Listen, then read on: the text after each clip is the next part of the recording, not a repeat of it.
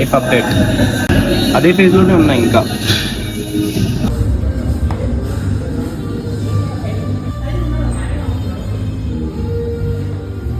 ఏం చేస్తున్నా, ఎందుకు చేస్తున్నా, ఎట్లా చేస్తున్నా తెలుస్తలేదు.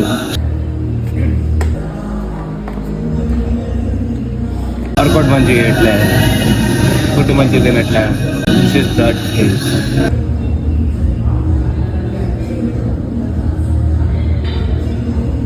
ఈ ఫేజ్లో ఉండడం నాకేం కొత్త కాదు, కాకపోతే ఎక్కువ రోజులు ఉండడం కొత్త. అదే బాధ. ఇంకా ఈవినింగ్ వర్కౌట్స్కి షిఫ్ట్ చేసుకున్నాం, ఎందుకంటే ఎనర్జీ సరిపోతలేదు.